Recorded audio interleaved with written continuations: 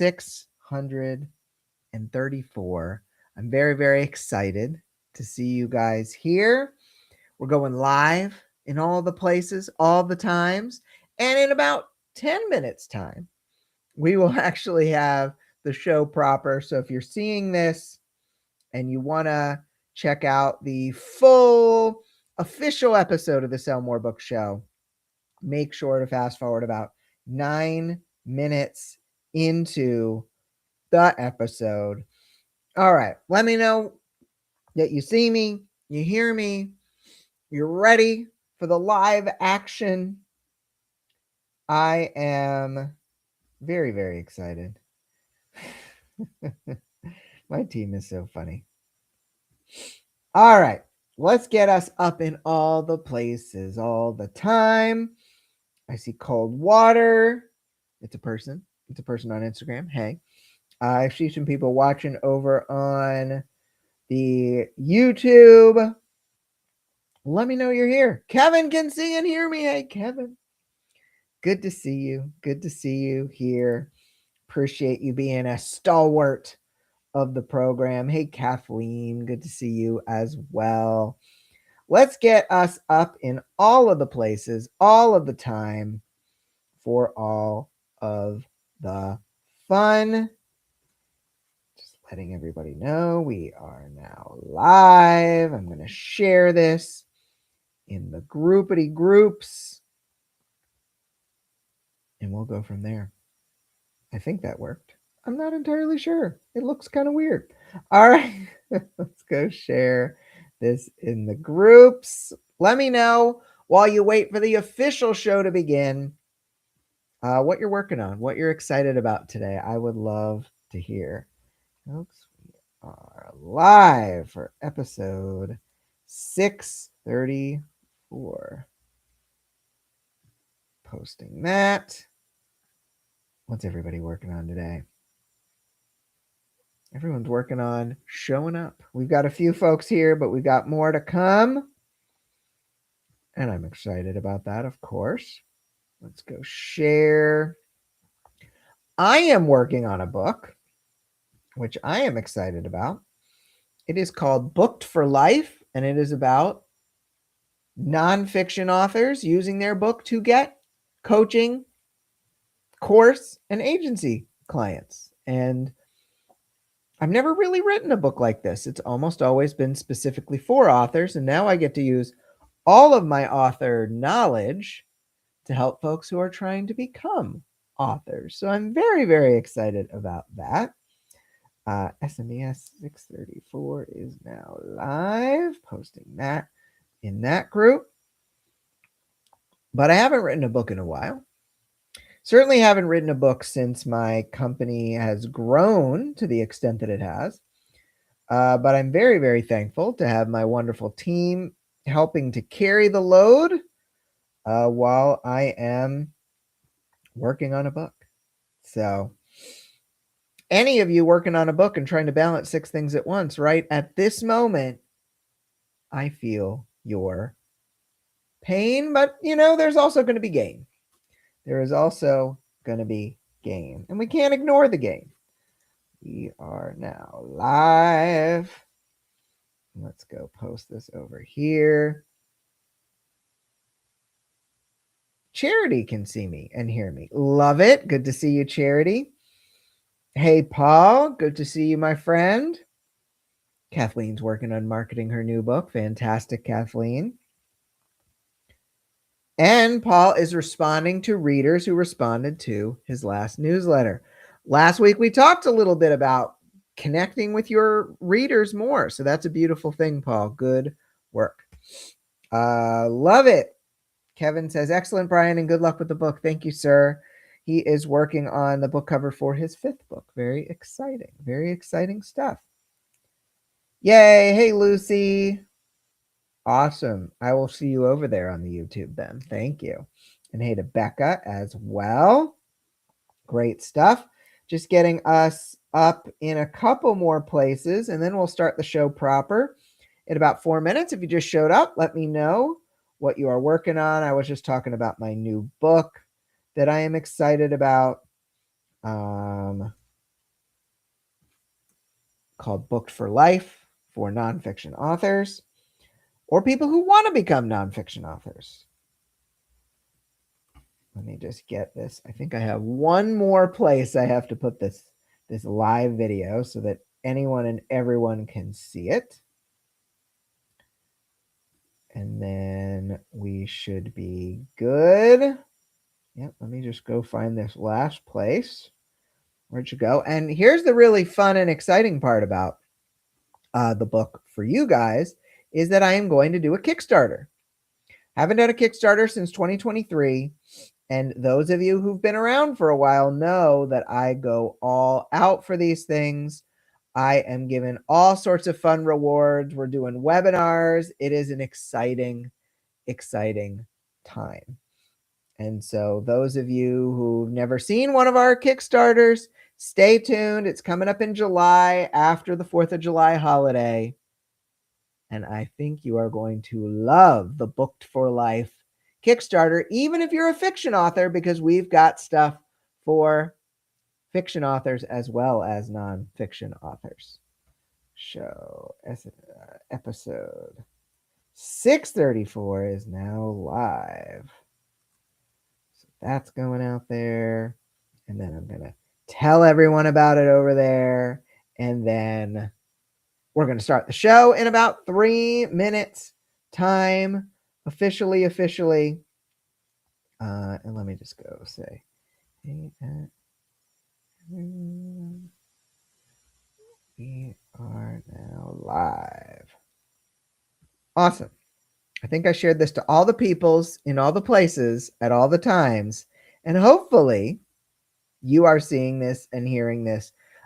We are just about 2 minutes away from officially starting the show proper. Leanna is working on her next book and some Amazon ads for it. Very, very nice. Starting to get impressions in KU Reads. Oh, that's exceptional, Leanna. I'm so glad to hear that. Any of you who is running ads, guys, they're still working. I know there's always talk about, does this work anymore? Is this, worth trying at all? And we still have people making money off of Amazon ads. I love it when a thing lasts for 7 years and still works. There have been tweaks, but it still works. It's actually crazy to think about.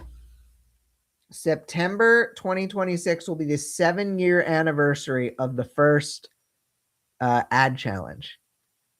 How nuts is that? That's coming up. We'll have to do something special. Leanna, I am working on a book that I'm going to do a Kickstarter for called Booked for Life, and it is for coaches and course creators and agency leads who are trying to build up their programs, and I'm teaching them how to write a book and how to market it and all that good stuff.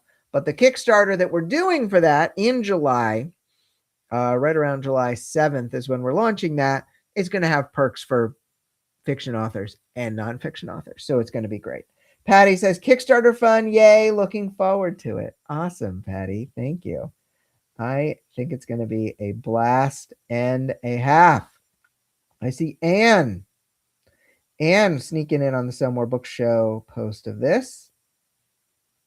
Oh, wow. Hey there in Briar Creek. Absolutely. Currently working on the final book in her second trilogy. That is delightful and wonderful.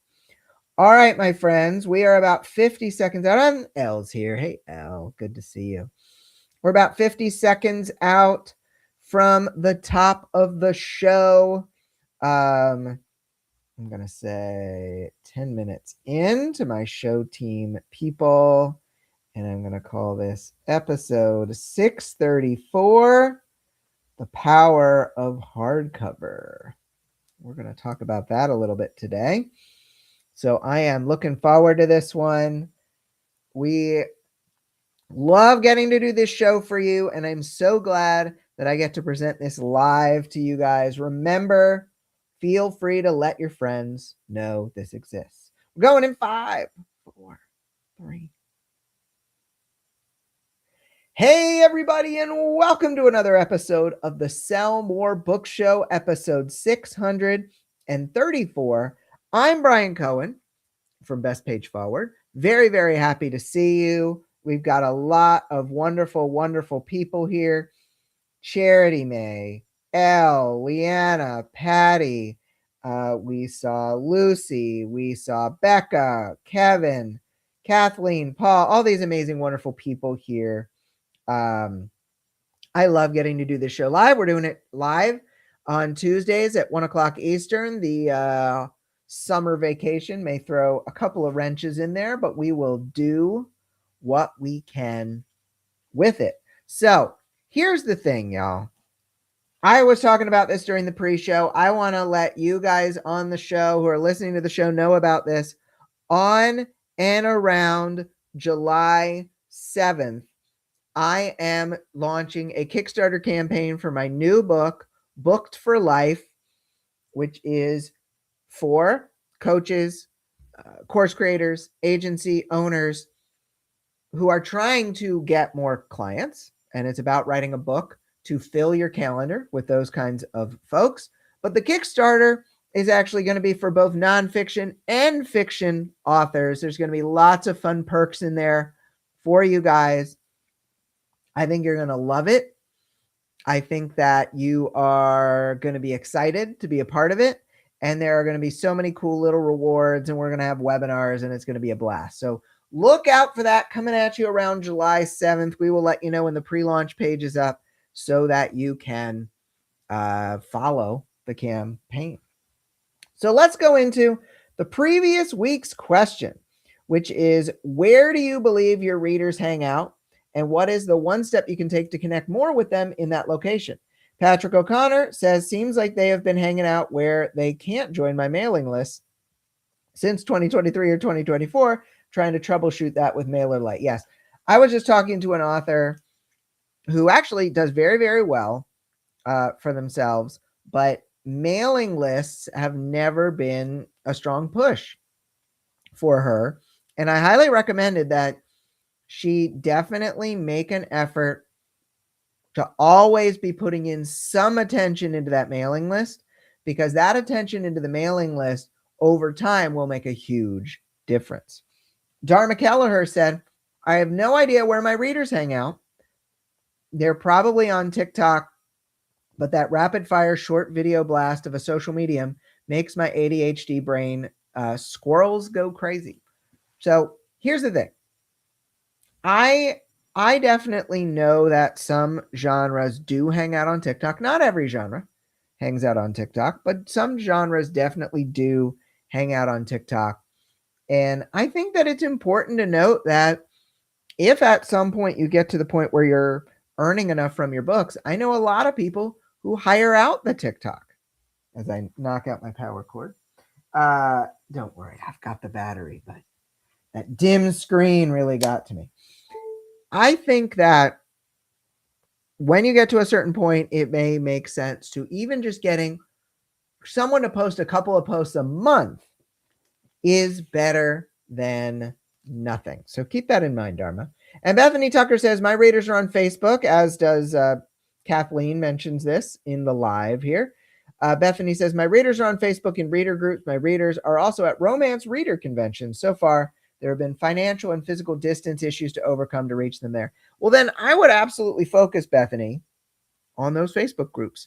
Be in those Facebook groups. Participate in those Facebook groups, not in a spammy way.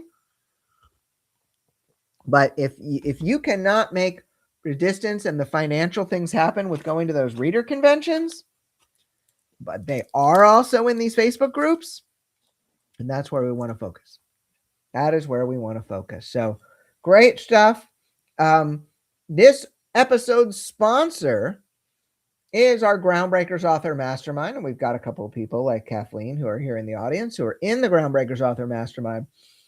If you see over on the Facebook post, if you're on Facebook, you can actually see a link to a book a call calendar where you can actually talk to a member of our team about if joining our 6-month mastermind known as the Groundbreakers Author Mastermind might be right for you. I just found out today that we have a very recent success story, hot off the presses, where an author who had never, prior to Groundbreakers, had never earned $100 a month from their book royalties are now at over $1,000 a month.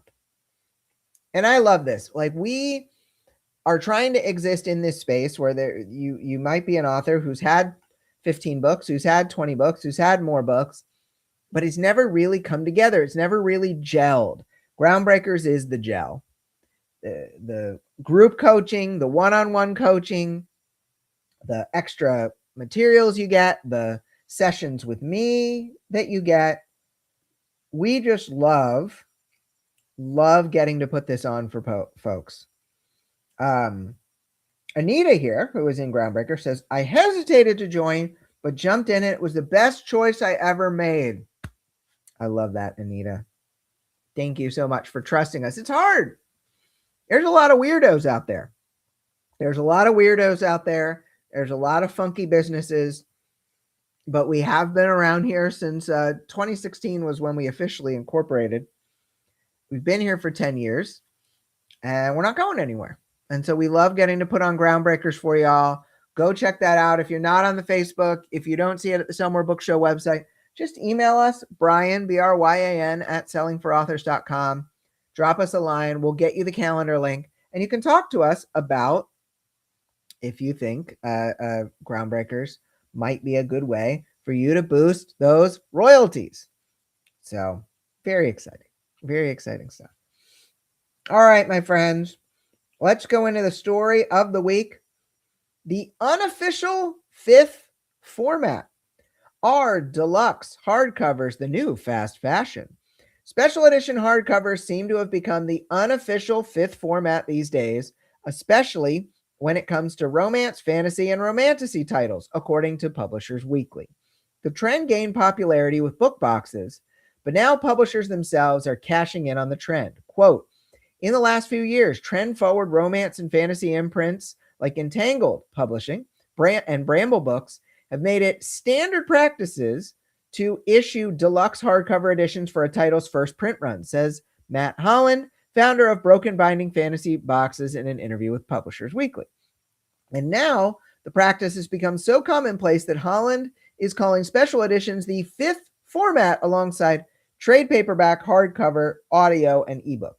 While many devotees of special editions still collect them, some readers are starting to lose interest, reports Publishers Weekly's Sam Spratford. Quote, beyond it being expensive, I got tired of all the books looking the same, said one former collector. With technologies adapting, many deluxe editions are mass-produced imitations of artisanal printing. Quote, most special editions from U.S. companies are made in China, home of Shein and Temu, says Spratford. Holland, whose business was built on book boxes containing special editions, suspects this bubble will pop. Quote, there's no way that the industry will be able to sustain the amount of special editions that are coming out at the moment. There's just too many options. People will lose interest at some point. End quote. So here's the thing. I do think that there could be a special edition bubble.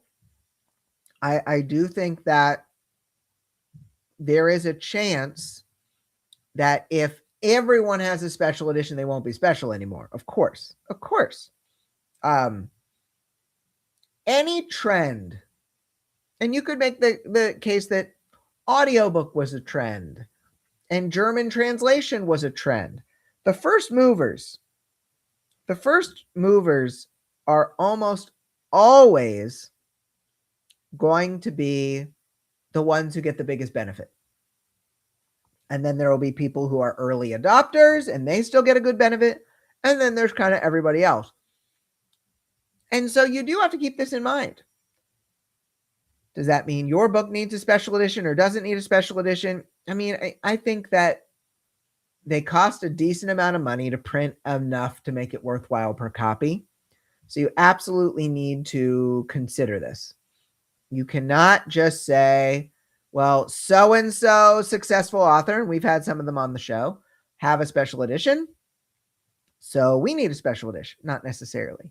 And I think this bubble talk is interesting. It might not be It might not be a bubble, but will people make less money off special editions on average than maybe the first people did 2 or 3 years ago? Yes, because there's more of them and traditional publishers are putting them out more rapidly. So let's see. We got some hot potatoes of wisdom questions. My readers have been asking for a special edition. How do I know if the demand for it truly justifies the time, cost, and energy it will take to produce one? This is why I'm a big fan of Kickstarter, because if you do it on something like a crowdfunding campaign like Kickstarter, if it doesn't fund, you know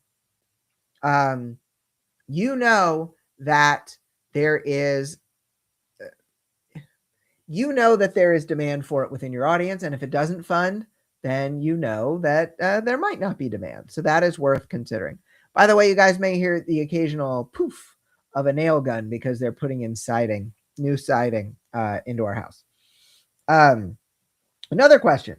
Is there really a special edition? If there really is special edition saturation, what can I do to make mine truly special? What I see people doing in places like TikTok Shop is including some personalized touches, some special bookmarks, some special little squishy guys, some special extras, but that takes time. And it goes back to the time and energy question of justifying, which is why I like the crowdfunding component. And then the last question here, how can I produce a special edition that doesn't just end up another print-on-demand option in my store or book page? I mean, making it a limited run thing, a limited run signed thing is one way to make it really stand out. But I mean, you definitely want to make sure that if you're going to put in the time and the energy, Al says, you could hand bind your own book. Need a new hobby? Exactly. Like if you're going to put in the time and the energy to this, you want to make it a big focus. You know, you don't want to just make it a side project that then takes up 40 hours. You really want to make sure that if you're going to focus on this, you're going to focus on it hard. So a couple of thoughts here in the chat. Jeffrey Mason said, my opinion, the article misses that special editions are being sold to your super fans, not the general book buying world. That is a great point, Jeffrey. I think that these folks who collect things are not necessarily your people who read a bunch of stuff on Kindle Unlimited. These are different people. They're not your people who are just going to buy the cheapest possible paperback they can find. They are the super fans, which is why I love these for things like, things like Kickstarter, because you're finding and connecting with your super fans. And so great point there, Jeffrey. Jeffrey, who also mentions Groundbreakers didn't just break new ground for my publishing company. It put it on a whole new planet. Oh, thank you so much, Jeffrey. Checking our sponsor once again. And then Deborah says there are a ton of knowledgeable individuals and personalized support in Groundbreakers. Loving all the Groundbreakers love here on the live. I promise these are not plants. They are humans. They are not plants. They are humans. All right. Let's go into the lightning round here. We've got the lightning round. First question. Writing is my hobby, not my career, so I'm struggling to justify spending money on my books, but I also want my books to be read. So what can I do?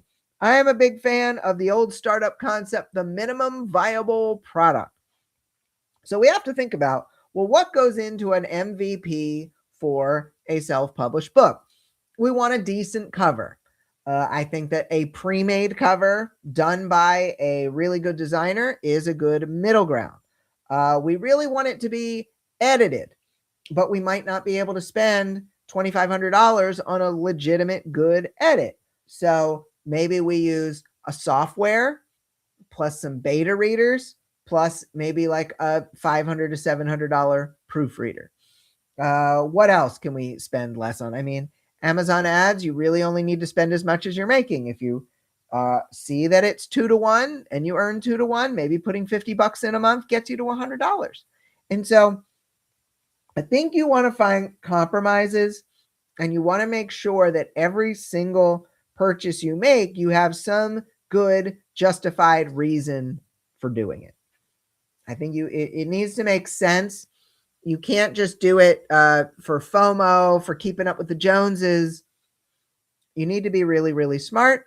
And look, back in the day, back in the early days, I would barter, you know, I would trade things. And it's not something I need to do at this point in my career, but it's absolutely something you can consider doing. Let's go to the second question here.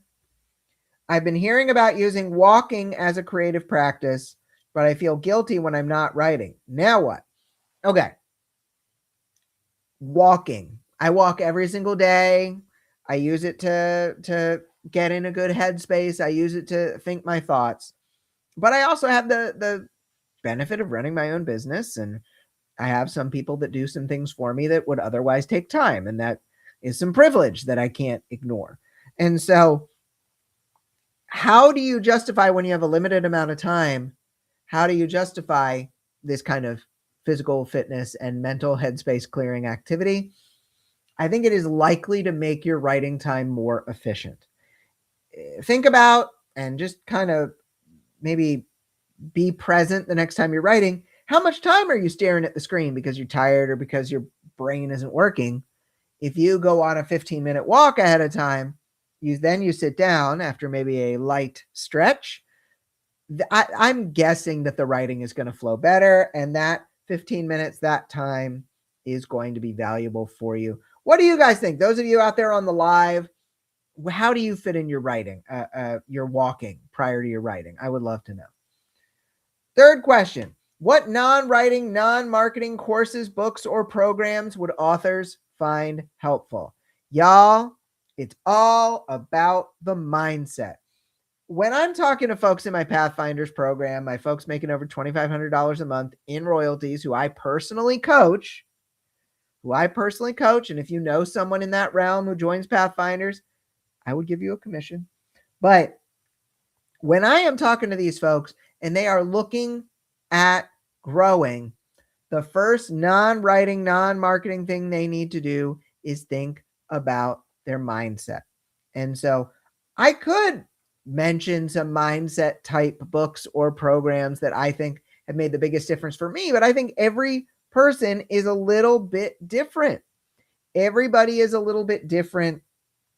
The things that resonated for me, including the book Happy for No Reason by Marcy Shimoff, including like Think and Grow Rich, including Rich as F by Amanda Frances. Like, these kind of books helped my mindset, and they have helped me to earn significantly more money and to build a significantly better book-based business than I ever would have been able to make without that mindset work. So I 100% recommend start making time for mindset work and mindset reading every day, but you're going to want to experiment with books that work for you, because you and I are different people. And so different books are going to fit for me than they do for you. Some folks had some comments on the walking. Charity May said, my dog makes me do it. It's one of his jobs. He bugs me to take him until we go. If laptop comes out, he insists we walk first. So there we go. Just hire a well-trained dog to get you walking. Paul says the walking time is kind of the writing time. He plays with the plot and rethinks scenes as he walks. That's brilliant. And then Dolly says, I usually fit my walking in around lunchtime as well as in the evenings. I love the 2 a day. I love the 2 a day there. All right, next question here in the lightning round. How can I be more okay with the instability in this industry and not spiral or feel catastrophic when a launch doesn't go well? Y'all, here's the thing. I have talked about this in relation to a sales page, but there is something to be said about the multiplier effect. Yes, there's instability. Yes, you can do lots of good things and a launch still not go well. But why is that? Is that generally because of the instability of the industry? Or is there something we can formularize? That's not a word. we can make into a formula related to this. Formulate, I think, is what I was looking for. Formularize sounds really great. If you have something in your book or your launch that is a 0, your launch will be a 0. It's a multiplier effect. If you do all the right things to reach your readers and advertise to reach strangers, but your book is not good or the cover is not good, it's going to be a 0. I really think most of the time that if you do the right things and nothing in your catalog, nothing related to the launch is a 0, you are going to be pretty good. And you just need to grow the things that you're doing that work the best. Those are my 2 cents. I think that, yes, there's instability. As Anita points out, every industry has instability. But if a launch didn't go well, more often than not, you can suss out the reasoning. There is a reason behind it. There absolutely is. And I think we just need to realize that. There could be instability, but chances are, if you can figure out, detective, reverse engineer the reason that something isn't working or that didn't work, that's going to help you for next time. I wanted to point out, Melinda said, one of the best non-writing things I did was learn more about business and running a small business. It helped to shift my mindset without losing my love for the craft. I love that, Melinda. Great point there over on the Instagram. All right, let's go into the 5th and final. A lot of authors romanticize the full-time writer life. What's the reality you wish more of them understood before they made the leap? And we can't help but point out that I saw Becca Syme posting about this. Roland Denzel gets our story notes together. So, you put 2 and 2 together. But here's the thing. As I don't put on my focus and then I get a ting. Boo. Boo is all I have to say to that. Focus mode is on. Okay. So what do I wish folks understood before they made the full-time author leap? I think the biggest thing I would say is that just because you have more time doesn't mean you're going to get more done. Just because you have more time does not necessarily mean you're going to get more done. There are still going to be challenges with your time. There are going to be restrictions. There's going to be things that you have to consider. And you might not, by suddenly getting 6 hours a day instead of 2 hours a day, you're not suddenly going to triple everything. It's not really how it works. Because we have limitations. We are humans having a human experience. We have limitations. And so I really just want to emphasize that you need to keep your expectations in perspective. So as I hear drilling and stuff on the side of my house, let's go into the question of the week, which I want to go into the walking question. So what do you do to make sure you move your body every single day? What do you do on a daily basis to make sure you move your body to help your creative process? You can answer the question of the week over at the Sell More Book Show website, over at the Sell More Book Show After Party Facebook group. Really everywhere fine questions are asked. Folks, I'm very, very excited about what we have coming up. Very excited about the Kickstarter coming up. Very excited about the book I'm writing. Very tired because of the book I'm writing, but that's okay. We will live with that. I'm just going to name check our sponsor one more time. Groundbreakers Author Mastermind has been really, really helpful for allowing folks who have struggled to get those royalties up to figure out, well, what is the thing it goes back to that multiplier question. What is the thing that's a 0 that I can figure out so that I can start to grow and improve and succeed? It has been great seeing everybody on the live. Really appreciate it. Remember, you can come by on Tuesdays and I do this thing live at around 1:00 Eastern. We'll have normal time the next couple of weeks and then some craziness for when we're out of town. But I love you guys. Thank you for listening. I hope you have a great week of book selling, everybody. And we'll talk to you next week for episode 635. Bye, everybody.